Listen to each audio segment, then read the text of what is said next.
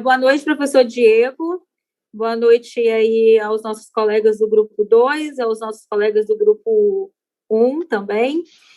A gente vai começar aqui a explanação do estudo sobre a judicialização da política e do ativismo judicial, tá? A Gabi, ela vai começar aí falando para a gente, e após a explanação dela do estudo, a gente vai fazer, então, uma análise de um estudo de caso que trata-se do mandado de segurança, de uma medida cautelar em mandado de segurança do 32326, tá? E a gente vai explicar direitinho para vocês, tá bom? Então é isso, e a Gabi agora é com você.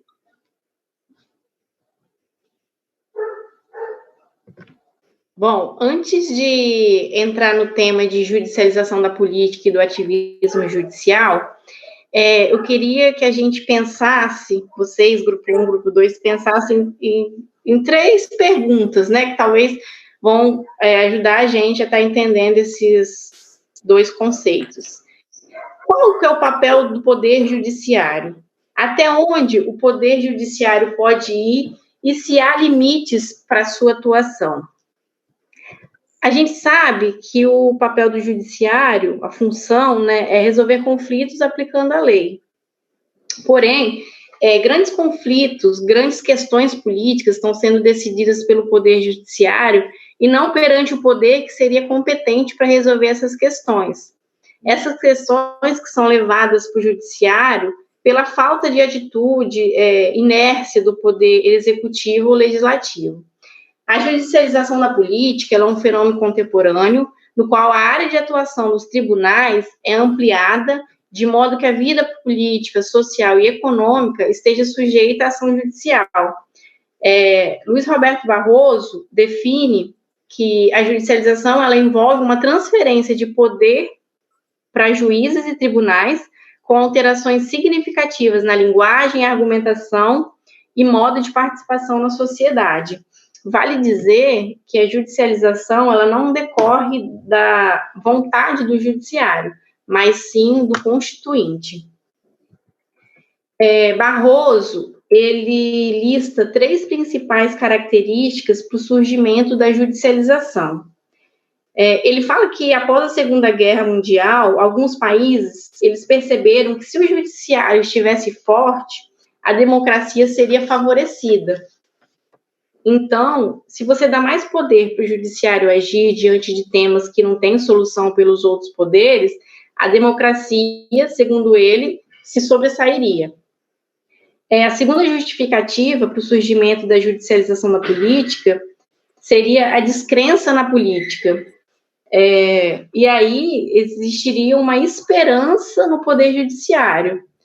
A gente vê que hoje, com amplo acesso ao STF, por exemplo, com o sistema de controle de constitucionalidade que o Brasil adota, permite que você possa levar matérias diretamente ao STF, fazendo com que o STF ele tem que se posicionar acerca de questões políticas e morais. E a terceira justificativa que ele dá para o surgimento da judicialização seria mais específica do Brasil, que seria a Constituição, a nossa Constituição de 88, ela ser mais abrangente. Pelo fato dela abranger temas como trabalho, meio ambiente, saúde, educação, ela abre espaço para que o judiciário ele possa interferir nessas questões. Além disso, como a Constituição trouxe promessa de uma democracia mais igualitária, onde direitos e garantias fundamentais são asseguradas de maneira mais ampla, isso incentivou que pessoas entrassem no judiciário para pleitear direitos que estão previstos no ordenamento. Então, isso aumentou a demanda processual de discussão dessas políticas públicas no judiciário. E, em decorrência dessa expansão, essa abrangência da Constituição Federal, essas questões que antes eram decididas no Legislativo, pelo Congresso ou pelo Executivo, passam a ser objeto de tutela jurisdicional. E é aí que surge a judicialização, quando a política ela passa a fazer parte e se misturar com a justiça.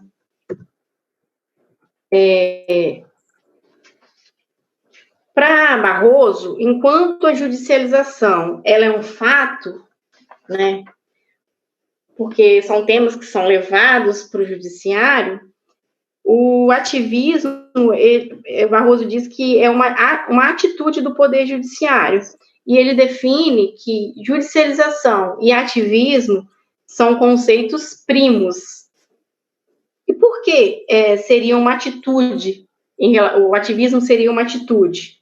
Porque ele fala que seria uma escolha de um modo específico e proativo de interpretar a Constituição, expandindo assim o seu sentido e seu alcance. O ativismo, ele é uma participação mais ampla e intensa do Poder Judiciário na concretização de valores e fins constitucionais, com maior interferência no espaço e atuação dos outros dois poderes. Aqui tem alguns exemplos de condutas ativistas, aplicação direta da Constituição a situações não expressamente contempladas em seu texto, independente de manifestação do legislador ordinário, declaração de constitucionalidade de atos normativos emanados do legislador, com base em critérios menos rígidos que os de patente e ostensiva violação da Constituição, imposição de condutas ou de extensões do poder público, notadamente em matéria de políticas públicas. E aí, com a maior demanda que é trazida para o judiciário, em decorrência de fatores que foram falados, né, mais no início, em decorrência da abrangência constitucional, o uso mais intenso do poder judiciário para garantia de direitos, surgem algumas consequências. Primeiro, seria a sobrecarga do Poder Judiciário, que ficaria inflado com causas que não precisariam ser definidas por ele. E segundo, o superpoder que seria colocado nas mãos do Judiciário para resolver conflitos que deveriam ser resolvidos pelos outros poderes, e poderia atrapalhar a separação dos poderes. Porque assim o Judiciário ele fica como uma última alternativa. E isso pode desequilibrar a relação que os três poderes têm, de não existir hierarquia entre eles. E aí, o maior debate envolvendo a judicialização da política e o ativismo judicial é dizer o que é certo e o que é errado o poder judiciário decidir. Quando o STF, por exemplo, decide uma questão, será que eles não decidiram além, extrapolaram o limite? Então, esse fenômeno, tanto da judicialização quanto do ativismo, provoca questionamentos quanto à legitimidade do poder que é exercido pelos juízes, pelo papel que é exercido pelos juízes em substituição à política do poder legislativo.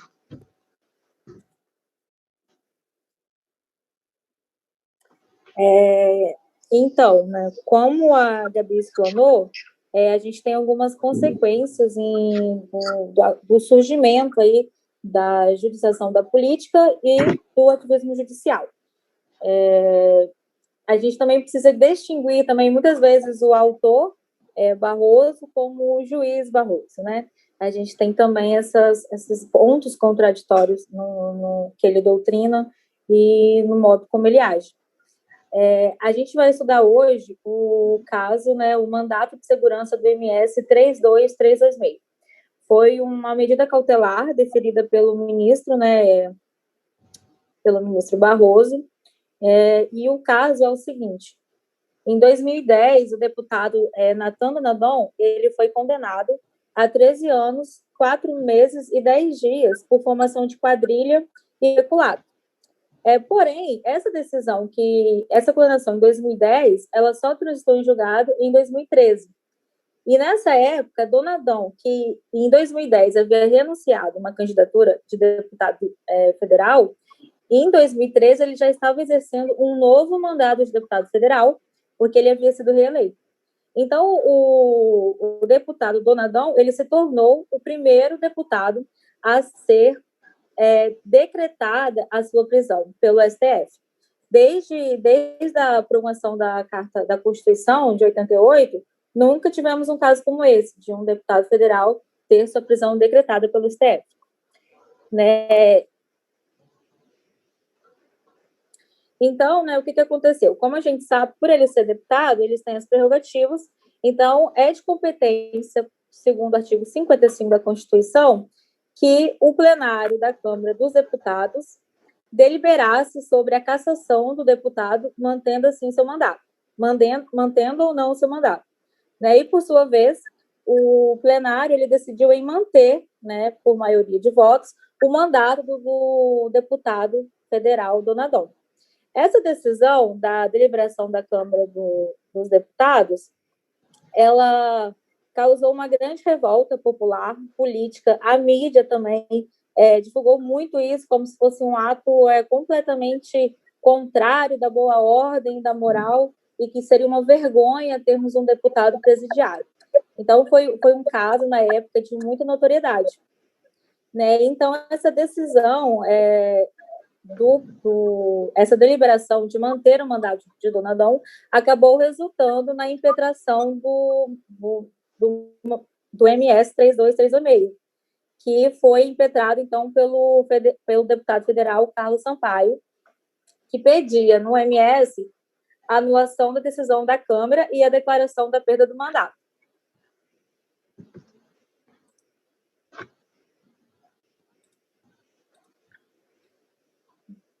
Então, a gente vai começar a falar agora sobre o fundamento, né, que o ministro Barroso, usou como fundamento da sua decisão.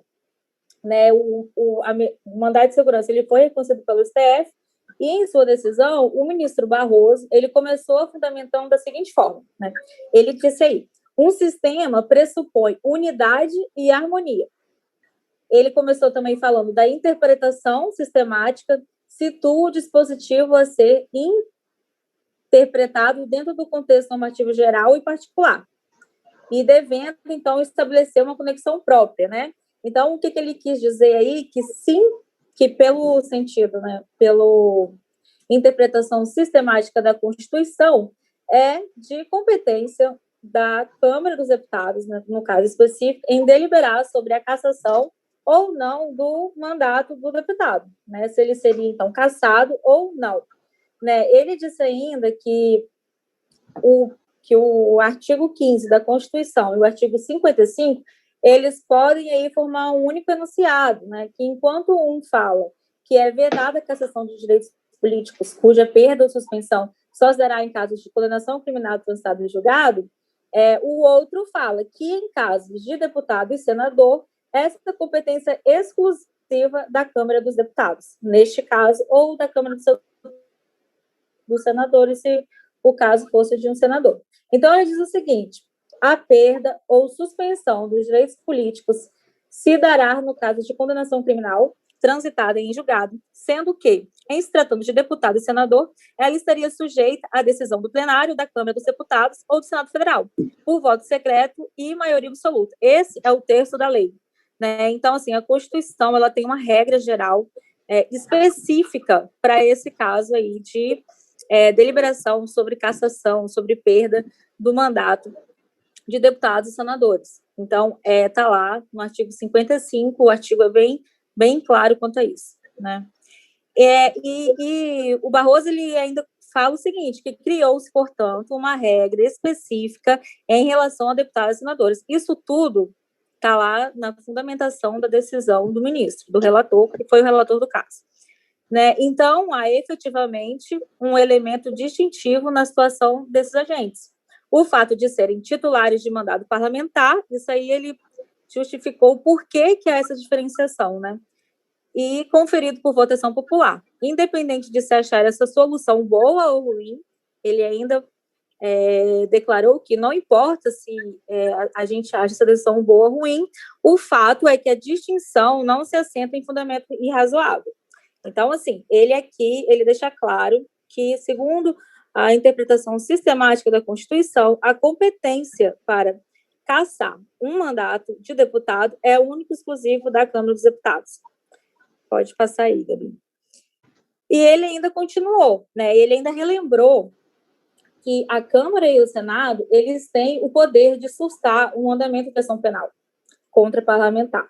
Né? Então, aí, pela lógica, se a Câmara dos Deputados pode sustar um andamento de ação penal, então é lógico que eles também podem aí neutralizar, né, as consequências dessa ação penal, que é, no caso, manter o mandato de deputado estadual. Então, Barroso fala o seguinte: a esse propósito, não estou de acordo, olha bem o que ele diz, não estou de acordo com o ponto de vista de que se a Casa Legislativa não tiver o poder de sustar a ação penal, não poderá deixar de decretar a perda do mandato. Ele não está de acordo com isso. Ele acredita que se pode sustar, então ele também tem esse poder de decretar ou não a perda do mandato, né? Porque, segundo Barroso, trata-se aí de juízos políticos distintos que são feitos aí em contextos diferentes. Então, isso também está dentro da mesma decisão de Barroso, né? Pode passar, Gabi. Né? Então, aí ele fez toda essa explanação sobre a interpretação, né, sistêmica da Constituição, para no final ele chegar à seguinte conclusão, né, que para chegar, né, à decisão de deferir liminar para suspender a deliberação do plenário da Câmara dos Deputados. Ou seja, embora ele tenha falado durante a fundamentação inteira que era competência da Câmara dos Deputados a deliberação da cassação ou não do deputado, ele suspendeu os efeitos dessa deliberação. Entenderam? Então, assim, ele concorda, ele esclarece que a competência é da Câmara e, ao fim da sua decisão, ele confere uma liminar para suspender os efeitos daquela deliberação.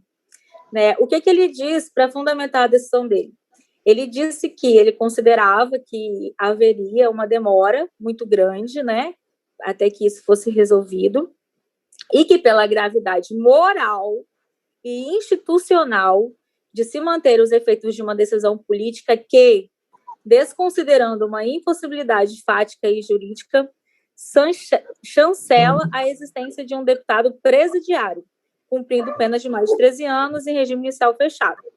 Né? A indignação cívica, a perplexidade jurídica, o abalo às instituições e os constrangimentos de tal situação gera para os poderes constituídos e legitimam, assim, a atuação imediata do judiciário. Né? Então, Barroso, ele criou na decisão uma regra nova, né? Que, nesses casos, que não estão aí previstos no nosso ordenamento, o judiciário poderia intervir, né? Mesmo que a Constituição diga explicitamente que a competência é do Legislativo. Né? Há uma quebra, então, no poder harmônicos aí dos três poderes. Né? Pode passar, Gabi.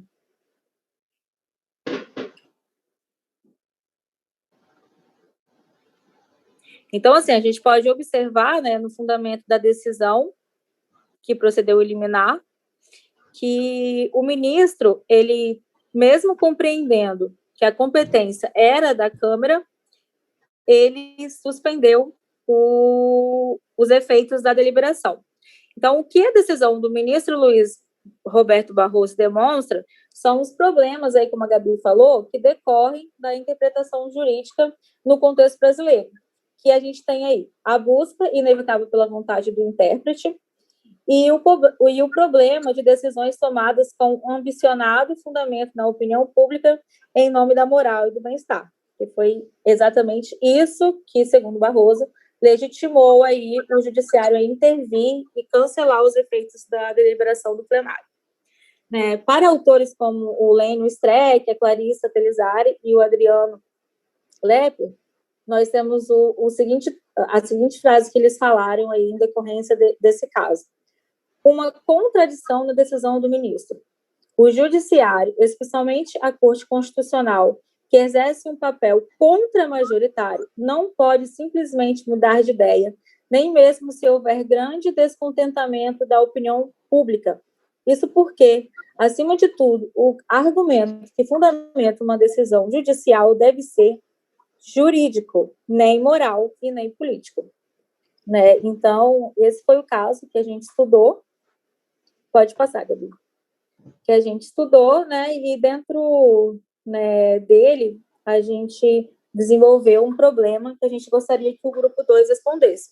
A gente não vai concluir, né, dando aí a nossa opinião, o nosso conclusão do tema, porque a gente acredita que após a resposta do problema que foi que a gente gerou para o grupo 2, a gente possa voltar para dar essa conclusão. O que a gente queria que fosse respondido é o seguinte: a decisão do ministro Barroso no MS 32326, no que tange à teoria do direito brasileiro, trata-se de judicialização da política ou do ativismo judicial?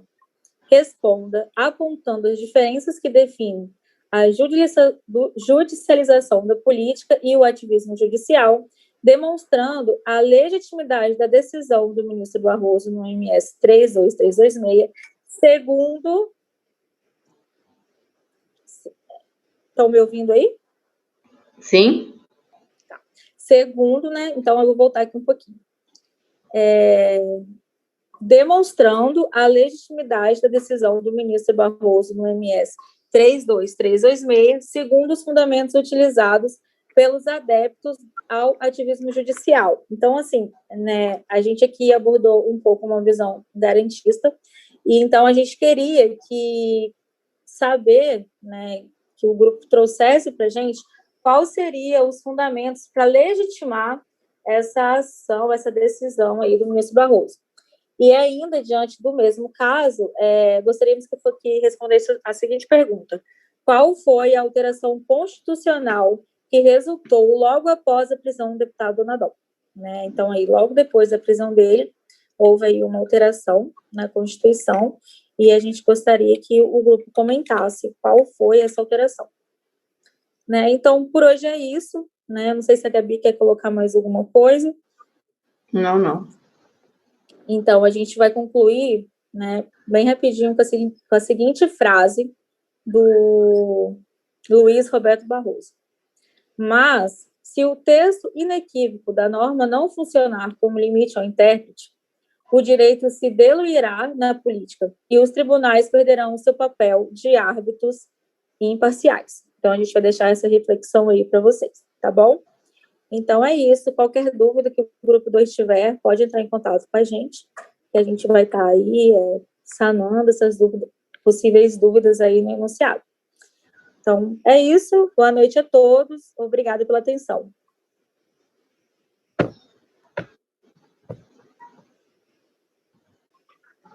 Bom, acho que foi, né?